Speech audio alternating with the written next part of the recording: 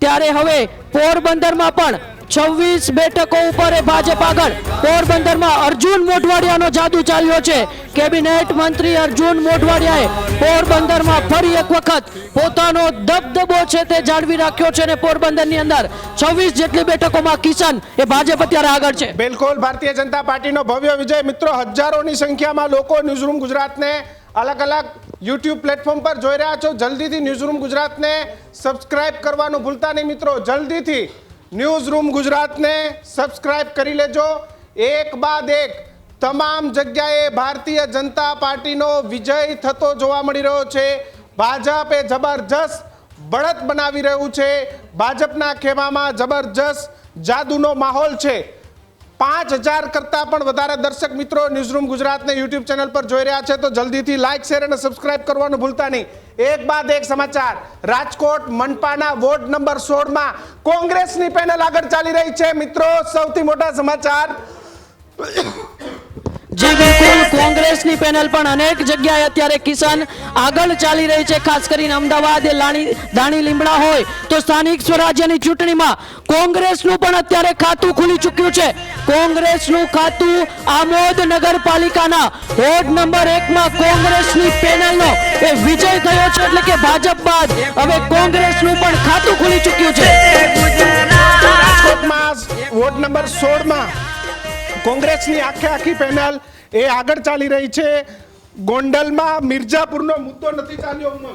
જી બિલકુલ, ગોંડલની અંદર મિર્જાપુરનો મુદ્દો છે તે અત્યારે નથી ચાલ્યો। ગોંડલમાં ભાજપ છે જે શરૂઆતી રુઝાનમાં આગળ ચાલી રહ્યું છે। મારી સાથે દીક્ષિત જોડાયા છે। દીક્ષિત, ગોંડલની અંદર જે રીતે વિરોધ થયો હતો, વિરોધ કામ ન આવ્યો અને ભારતીય જનતા પાર્ટી આગળ છે। બિલકુલ, આ શરૂઆતી રુઝાન છે તમામને કહી દઈએ, પરંતુ તમામ જગ્યાએ અત્યારે જે પરિણામ સામે આવી રહ્યા છે તે રીતે અલ્પેશ કથિરિયા જીતનો દાવો વ્યક્ત કરી રહ્યા છે, પરંતુ કાવ્યા કથિરિયા પાછળ ચાલી રહ્યા છે। તેની સાથે જ ભૂપતભાઈ આગળ પોરબંદરમાં અર્જુન મોઢવાડિયાનો જાદુ ચાલ્યો છે, ગોંડલથી જયરાજસિંહનો જાદુ ચાલ્યો છે, મનોજ સોરઠિયા ચોક્કસથી આમ આદમી પાર્ટીમાંથી સુરતથી આગળ ચાલી રહ્યા છે। ભૂપતભાઈની પણ ફક્ત 11 મતથી આગળ ચાલી રહ્યા છે, જે રીતે શરૂઆતમાં છે તે રીતે, પરંતુ જે સતત પરિણામ છે તે આવી રહ્યા છે। રાજકોટમાં વોર્ડ નંબર 16 માં કોંગ્રેસ આગળ છે તે ચાલી રહ્યું છે।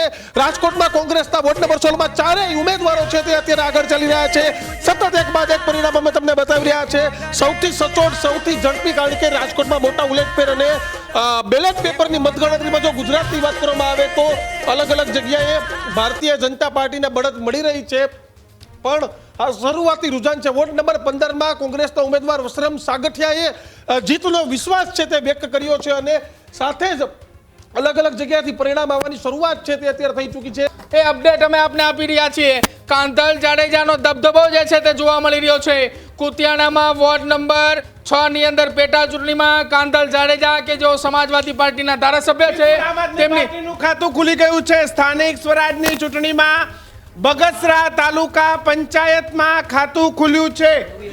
અમરેલીના બગસરા પંચાયતની અંદર ખાતું ખુલ્યું જી આ નવી અડિયાદ તાલુકા પંચાયત બેઠક ઉપર આમ આદમી પાર્ટીએ જીત મેળવી છે।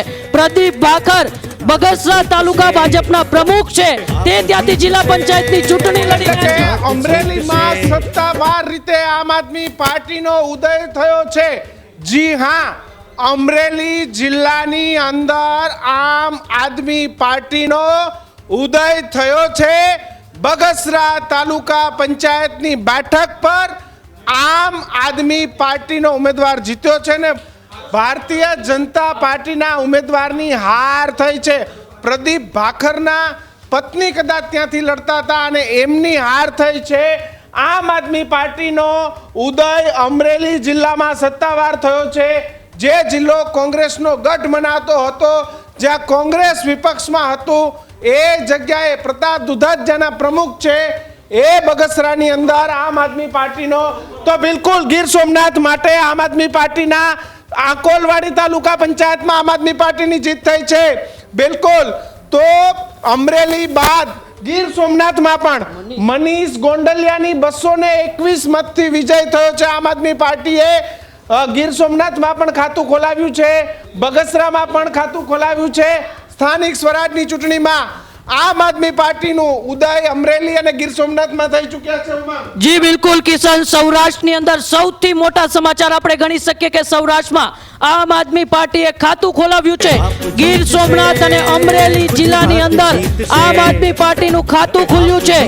બગસરામાં નવી અડિયાદ તાલુકા પંચાયતની બેઠક જીત્યા છે, તો ગીર સોમનાથમાં પણ આકોલવાડી તાલુકા પંચાયત ઉપર આમ આદમી પાર્ટીનો ઉદય થયો છે.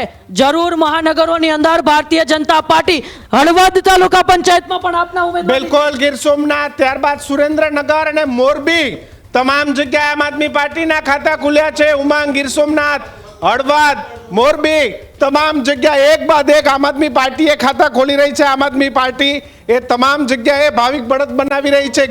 ચંદુ મોરીનો વિજય થયો છે. બગસરા તાલુકા પંચાયતમાં પણ વિજય થયો છે. ગીર સોમનાથમાં પણ આમ આદમી પાર્ટીનું ખાતું ખુલ્યું છે. આકોલવાડીમાં આમ આદમી પાર્ટીનું ખાતું ખુલ્યું છે. બિલકુલ જે રીતે વિસ્તારની અંદર જે રીતે મતદાન થયું તો મતદાનને જોતા એ રીતે જ લાગી રહ્યું છે આમ આદમી પાર્ટી હજુ પણ કેટલીક બેઠકો પર પોતાની જીત હાંસલ કરી શકે તેવી સંભાવના છે. ત્યારે ગાંધીનગરની મોટી ભોયણી બેઠક પર કોંગ્રેસનો વિજય થયો છે. કોંગ્રેસનો પણ હવે ઉદય થતો જોવા મળી રહ્યો છે. પાટણ નગરપાલિકામાં વોર્ડ નંબર 1 માં પેનલ તૂટી હોવાના સમાચાર મળી રહ્યા છે. ભારતીય જનતા પાર્ટીના 3, કોંગ્રેસના 1 ઉમેદવારનો વિજય જે છે તે થતો જોવા મળી રહ્યો છે. કિશન, જે રીતે આમ આદમી પાર્ટી ધીરે ધીરે ફરી એકવાર સ્થાનિક સ્વરાજ્યની ચૂંટણીની અંદર એ પગપેસારો કરતી અને પોતાની સીટો બનાવતી જોવા મળી રહી છે, કોને નુકસાન જોવા મળી રહ્યું છે? કોંગ્રેસને આ સૌથી મોટું નુકસાન. હા બિલકુલ, એ નુકસાન એ કોંગ્રેસને જ છે ચોક્કસ. જો કે એક બાદ એક જે સમાચારો આવી રહ્યા છે, જે પરિણામો આવી રહ્યા છે, તો પરિણામોની વાત કરવામાં આવે તો પોરબંદરથી સૌથી મોટા સમાચાર, વોર્ડ નંબર 9 માં ભારતીય જનતા પાર્ટીની સમગ્ર પેનલનો વિજય થયો છે. જી હા, વોર્ડ નંબર 9 માં સાગર મોદી અને તેમની ટીમની પોરબંદરમાં ભવ્ય જીત થઈ છે.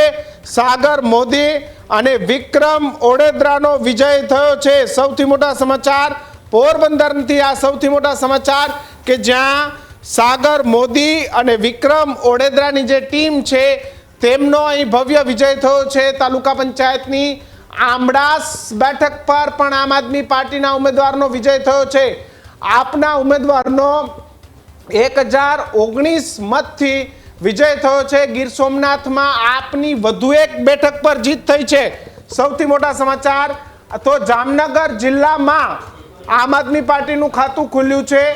જામનગર જિલ્લાની લાલપુર તાલુકા પંચાયત બેઠક પર આપનો વિજય થયો છે. તો આમ આદમી પાર્ટી પહેલી વખત જ સ્થાનિક સ્વરાજની ચૂંટણી લડી રહી છે. સુરેન્દ્રનગર, જુનાગઢ, ગીર સોમનાથ, અમરેલી અને સાથોસાથ જામનગર 5 જેટલા જિલ્લાઓમાં ઉમંગ આમ આદમી પાર્ટીનું ખાતું ખુલી ગયું છે.